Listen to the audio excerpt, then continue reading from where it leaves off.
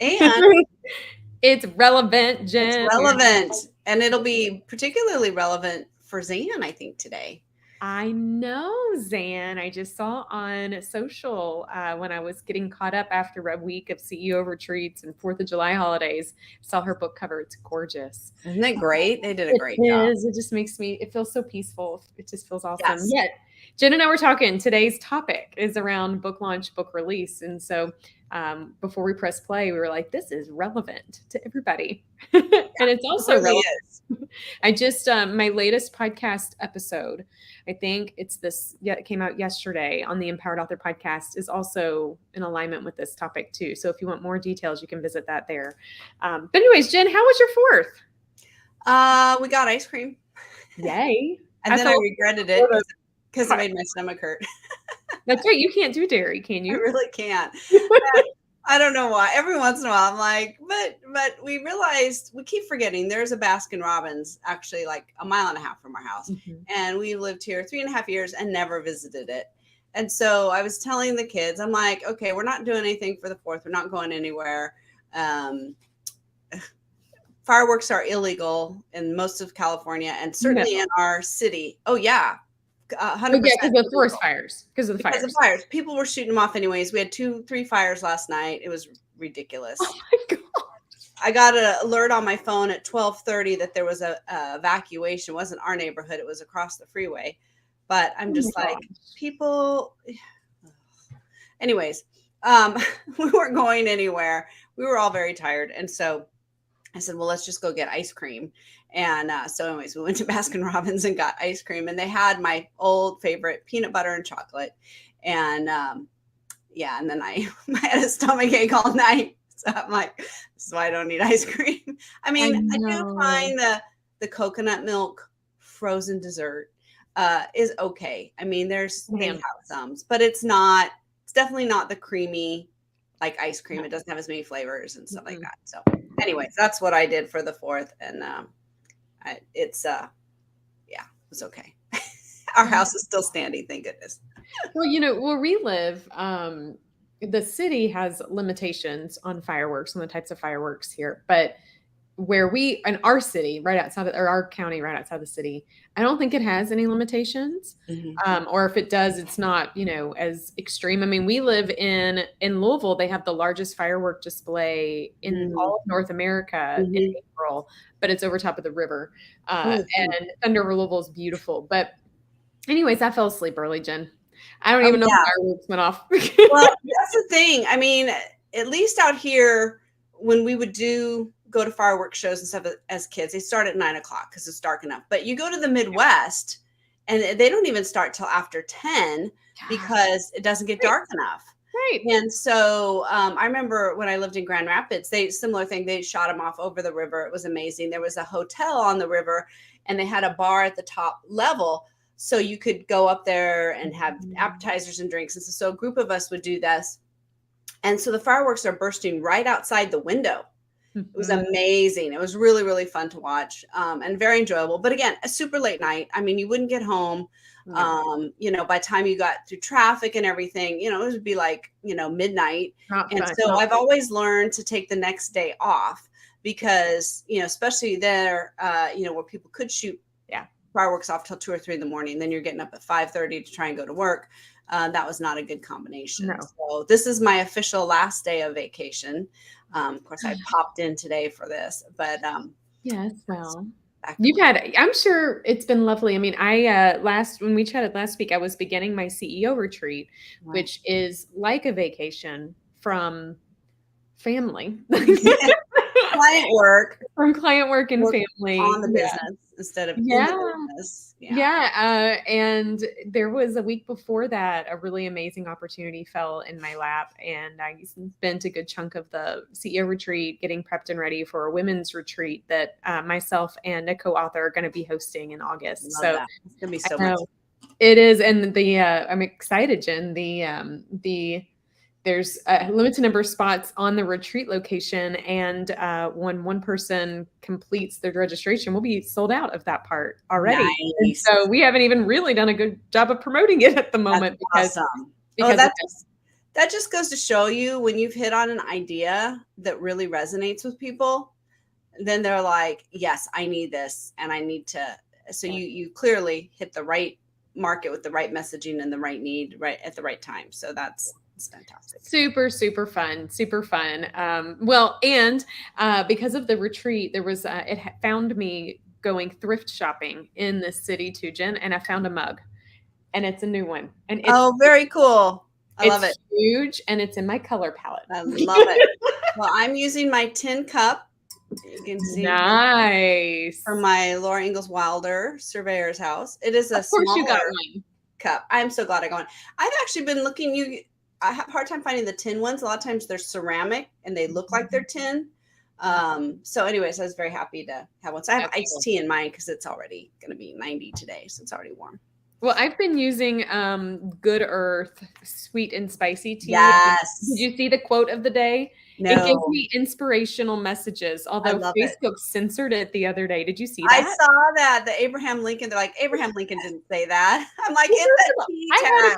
I had a friend in the industry screenshot the thing, and she's like, I'm really scared what's hidden behind this. And I said, oh my gosh, it's that Abraham Lincoln. Someone has a problem with the quote. But anyways, today it's nothing spicy. It's just sweet and spicy. Yeah, it's not spicy, Stephanie. There's nothing there. No. Okay, so my quote today is, life is like a tea. Nope, let me reread. Whoop. Life is like a cup of tea to be filled to the brim and enjoyed with friends. See, that's lovely. I love their tea, and I love the little quotes on the tag. I do too. It makes my heart happy. You know what also makes my heart happy is today's topic. Not like, and it really does make yes. Not and like to just pivot, but it's important to me because inevitably, Jen, I know I do, I'm sure you do too, get 1,000 questions on the regular and a lot of confusion in the space on what's the difference between a book launch or release. And maybe people think it's the same thing and it's not, and there's nuances to it. And inevitably we get to the 11th hour of bringing a book to life and someone's like, but I don't understand. Why do we do this? And why do we do that? And so this month, we're talking all things book launch. We have a lot of good stuff in store for what we're going to be talking about over the course of the next several weeks. But today, I feel like we need a level set on the difference between a book launch and a book release. And, you know, Jen, you get questions about this all the time, don't you too? Well, sure, because this is sort of the end, or I wouldn't say the end, but the celebration point, right? It's a big climax to everything that you've been doing on the working part of the book, right? So you've written the book, you've done all the editing, all that hard work, and then now this is like the celebration point. And so you get to decide a couple different things. And as we'll talk about this, just because you have put your book up on your retail sites doesn't mean necessarily that that's a launch, right? And so I think part of the confusion comes from in the traditional world, those were the same things. Were the same. For the most part. I mean, you would have sometimes things would be set up for pre-release or pre-order or things like that. Yes. But there was a big disconnect because usually in traditional world, as an author, you have submitted your book at least 6 months, sometimes a year. It's been a long time. And you're probably onto something else. And then, oh, wow, your book's coming out. And so in the indie world, you get to do that in a much closer positioning. And then you also get to make some choices about dates, times, what you're going to do.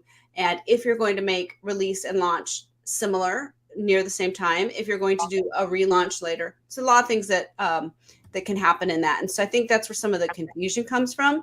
And I think the cool thing is there's lots of options and lots of choices. So you can do what works for you. And nothing's right or wrong, right? There's lots of different ways. It's all based on your own goals. So this is a way on the podcast this week that I share, and something that I think is good to sit down. It's like, when we think about the word release, I want you to think of like, release the hounds, release your tension, right? It's like a moment where something's out there. Whereas launch is like ready, set, launch. Like, I'm going to launch something to the masses. It's a different experience. So releasing is the day your book goes live, available for someone to buy it.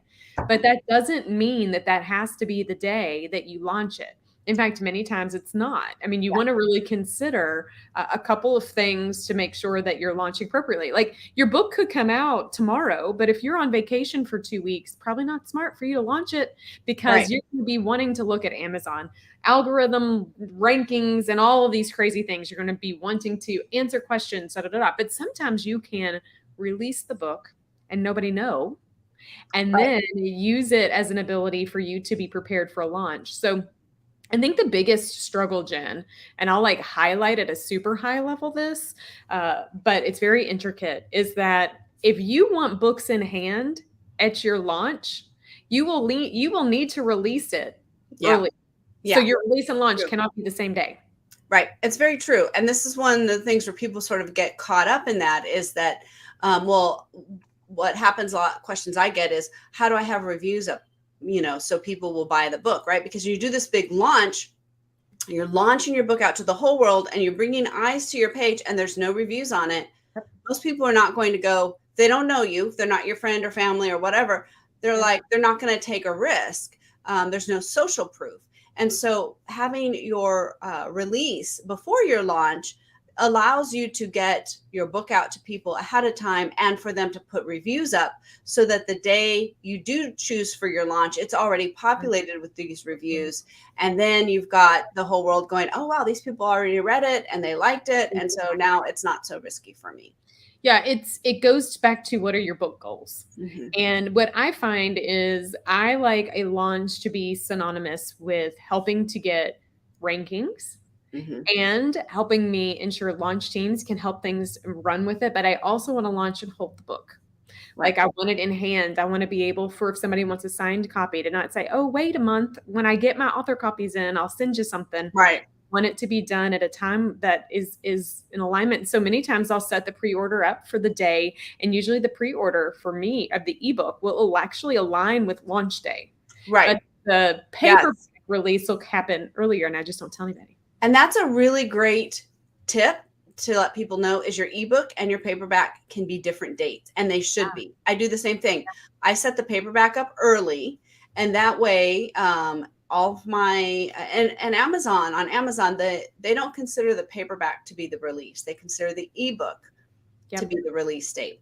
So you can put your paperback up early and then all your review team will be able to leave, even if they read the ebook version, they can leave reviews on the paperback. When the ebook launches, Amazon will put those reviews together, put them on the same product page, which is fantastic. You used to have to ask them to do that. Now it's done automatically. And so what happens is then when your ebook launches, the paperback is already populated with all these reviews. And so it's a fantastic way to go in there. For most people are going to buy your book, the random strangers or whatever on your launch. They're going to buy it through ebook.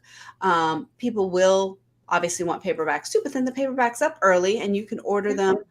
People can order them. You can have them. And then if you're doing a big launch event, you'll have your box of books there to sign and if you want to give them to certain people or whatever, you've got that too. So having those two dates separated is a really, really great way, especially since you can do a pre-order on an ebook, but you cannot do a pre-order on a paperback. When you put the paperback up, it's live. It goes. It is live. It is live. And I mean, there are other places that might say that they can help you do that. And I've tried. Don't even go there, friends. Like stick with the ebook on Amazon's KDP for pre-order and embrace that that's the best pre-order option you got and navigate a different journey because it is, it will suck you dry of energy and give you no reward or return. So I can vouch for that from a recent attempt.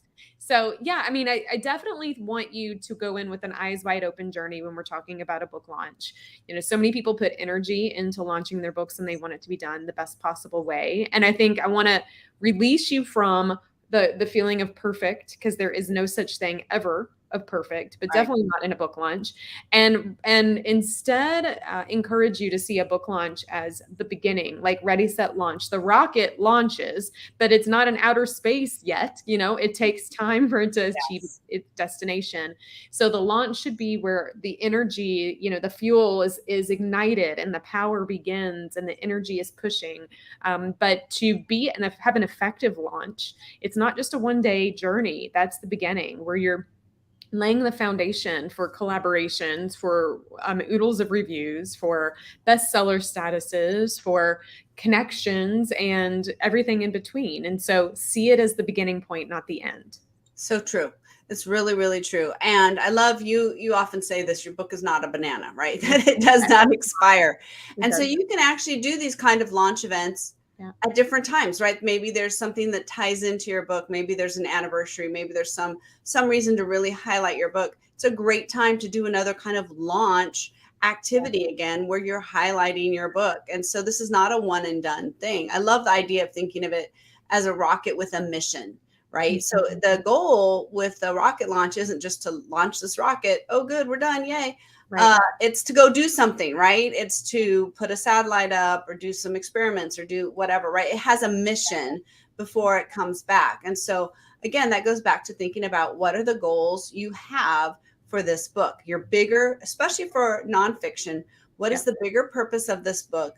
And how is this launch going to tie into that? With fiction, your goal is going to be getting eyes on your book and developing those super fan readers. And so you're going to think about your readers and how you can serve them with this book launch. Again, your book isn't ever going to go out of style. It's not going to go out of, in the indie world, you really don't have to worry about it going out of print. No. And so you can, again, I know people who are like, this is the 5th anniversary of my book and I'm going to do this big, sale or whatever. And for me, every time I launch a new book in the series, the previous books also get sort of relaunched again, to remind people, because you can have new people that haven't seen it before. And that's what you've got to keep in mind is the goals for the book.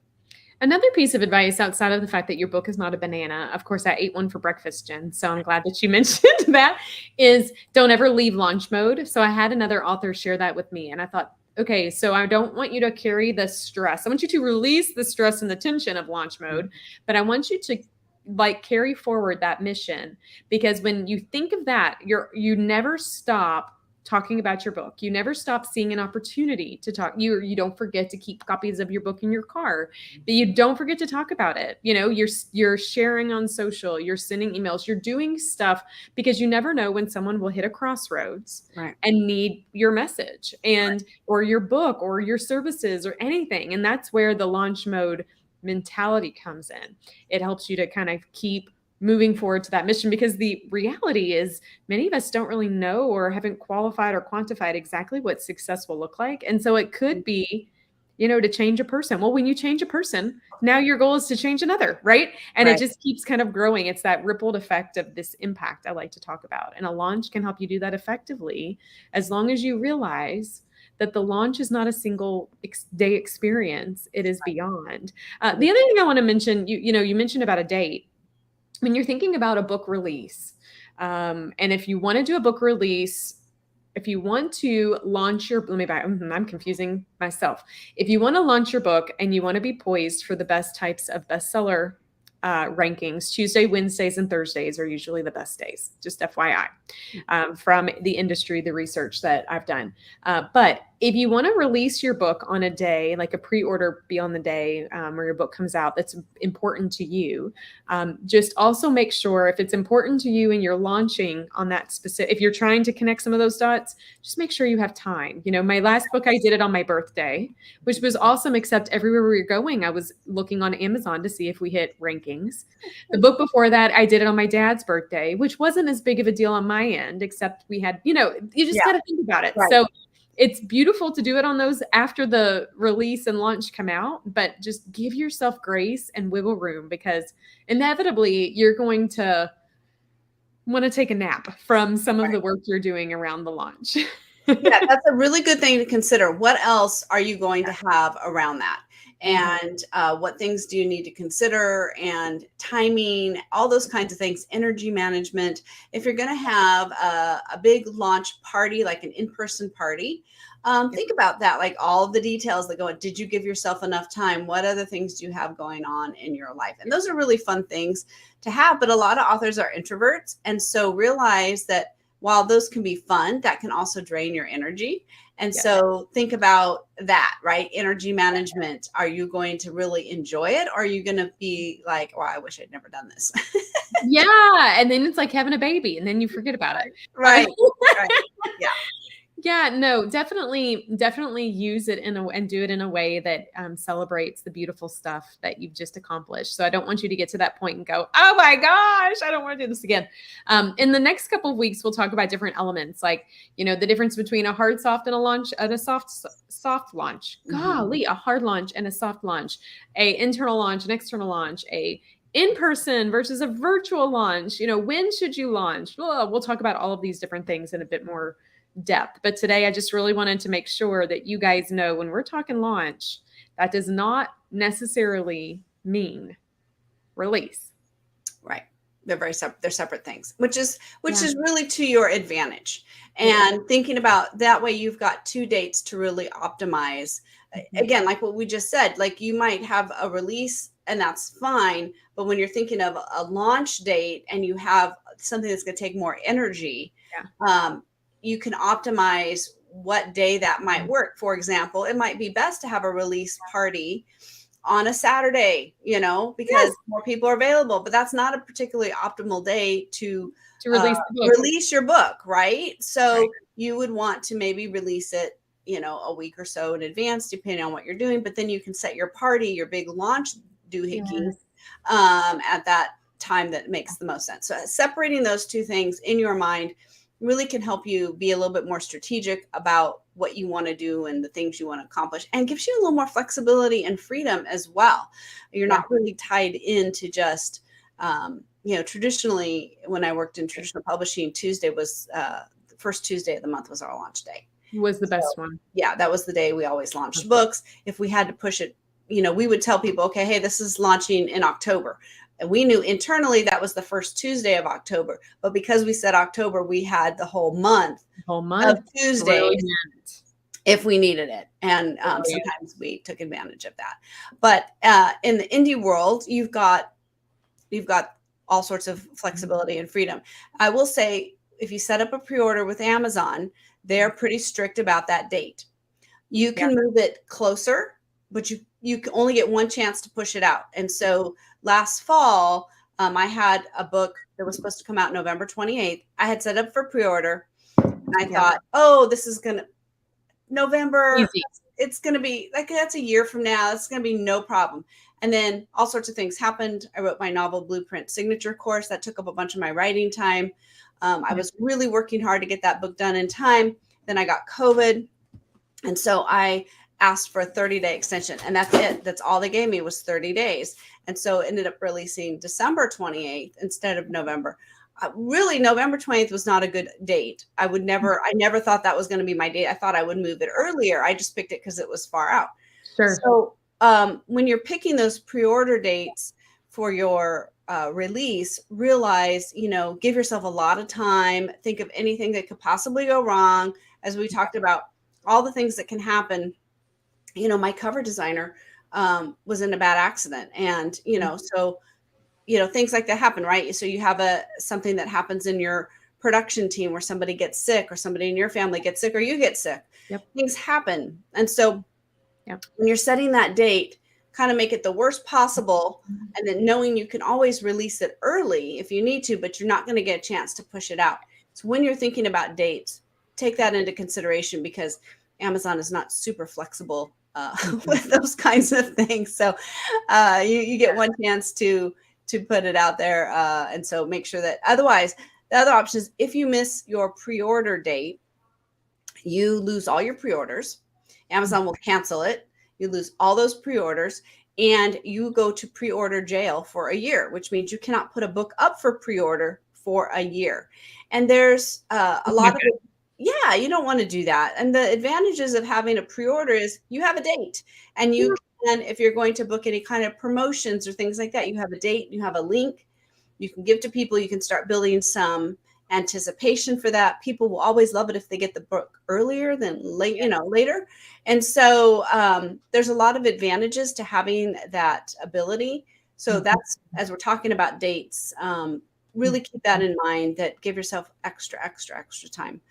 And you don't have to put up a pre-order a year in No. advance or whatever. You can put it up, several weeks, Yep. as soon as you know, okay, this is the date, everything's done, we're ready to go. I know I'm going to make this date, and you can do it then too. So. In the best case book marketing world scenario, and for me, it would be you put it up 4 to 6 weeks, maybe 8 weeks max early, but the whole book is already done.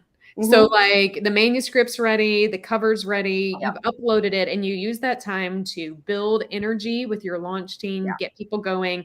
So the book stress is over. Yes. It's ready. You just haven't uploaded it. And that takes a lot of self-discipline, because when the book is done, I'm ready to tell the world. Yeah. So you have to hold yourself back a little bit.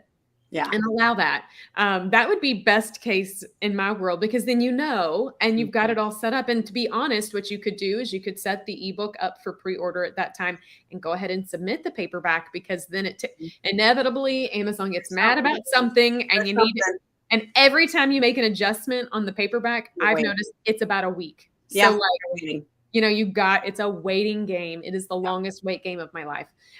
So then you'll have the book in hand, the paperback will be ready. Then you'll have a reason to promote it, and that's why I say, it's 4 to 6 or 6 to 8 weeks, somewhere 4 or 8 weeks, somewhere around there. That isn't too long to where people are like, stop talking about your pre-order. Right. I know, but it's long enough where you have time to kind of get your ducks in a row. So cool. Jen, are you reading anything right now? I am reading a lot of fiction right now because I'm on vacation. So, and I am still reading, I can't remember if I talked about it here, Pioneer Girl, which was Laura Ingalls Wilder's original manuscript, never got published, but her books kind of were pulled out of that. So that was kind of her memoir. So the South Dakota Press had created an annotated version of the manuscript with notes on the side, things from Laura's conversations with her daughter, Rose, who was a writer in her own right and helped her edit a lot of it and shape the stories. And so I've been going through that really with the eye of a writer. And it's been so interesting to see that traditional publishing has not changed much in 100 years. And so it's very, very interesting. And so in some ways, good and bad, right? Because if indie publishing had happened and Laura had published Pioneer Girl herself, let's say if she could do it now, we probably wouldn't have had all the wonderful books. We wouldn't have had all of her ability to craft her story and build her craft. I mean, she had been a nonfiction newspaper columnist for years by the time she turned her hand to fiction, because she really wanted those stories to be remembered. As her parents died and her sister died, and America was changing so quickly, she really realized that it was important to get these stories down so they weren't lost. And I take that and tell people this all the time. A book is a wonderful, wonderful way to leave a legacy. It doesn't have to be to the masses. It could be for your children, your grandchildren, your great-grandchildren, because a book copyright is your life plus 70 years. And so there's very few things you can do in life that will leave that kind of legacy. And I know most of us would love to have a story. I mean, my grandma was saying that, she was going to write her memoirs, and she got like 1 page into it. I would have loved, she has stories that she told us, but I would have loved to have more of those stories, stories from when my dad was a kid. Those things those are precious, and you can't put a monetary value on that. So I encourage people, even if you don't think your book has something to do, commercially or whatever, it would be so meaningful to your family to put those stories down. And you never know what might happen with them. No, you wouldn't. I love that. We were going through my daughter's memory box a couple of days ago, and I uncovered my grandfather did that and had gave everybody a signed copy of his memoir. And I uncovered it. My daughter's like, "What is this?" I'm like, "One day when you get older, you can read all about Grandpa." But the book I'm reading right now is called "Don't Give Up." Since I'm in vacation mode too, I've been reading more spiritual books. So it's by the pastor I go to church at. And the phrase that he has been like sitting with me, and so I shared it on social yesterday. How's that working for you? And he says, one day someone used that against him. How's that working for you? And, he's like, hey, that's my phrase to use. And not the other way around. But it was a reminder of the things, if you want to make change, It's because something in your life's not working. But if Mhm. you're going to be the stick in the mud that says, well, I've tried that, then the answer is, how's that working for you? So Right. when you think about your book journey, you think about launching, you think about all that stuff. If you're one of those people who are like, well, but I've tried that, Stephanie, I'm not doing that. It's like, okay, great. Well, how is that working for you? So Right. if you find that something's not working great, pause and reassess, because it could be that you maybe tried something, but you didn't try an element of it. Or it could be that you're the one standing in your own way, which is many times for me the reality. So, how's that working for you? I I like it. love that. And it's true. And things change over time. You Yeah. change, your book change, the market changes. Yeah. And so something that maybe didn't work in the past, you take another run out of it with a different Exactly. mindset, and might work this time. You have to really evaluate everything and just not take Mhm. things off the table. I don't like the word never. I was telling my daughter about that the other day. I said something. I said, I don't really want to say never, but as far as I can tell right now, that's not going to happen. Yeah. But you don't know. And so you do have to say, well, gosh, I never thought this would happen in the past, but here we are now, and let's try this Exactly. thing again. So I like that. You got to evaluate. How's that working for you, people? Well, next week, we can't wait to come back and continue our discussion on book launches. We'll get into some of the different types of launches in regards to internal and external, Mhm. hard versus soft. So if you have questions, bring them. We'll have answers. And until next week, Jen, close us up. Authors, your word has power, your message has power, and you have power. So we invite you each week to join us as you take that to the page and beyond, as we give you all the techniques you need to write and market your book right here. Bring your questions and we will answer them. We'll see you. Have a wonderful week. Bye-bye. Hi, guys.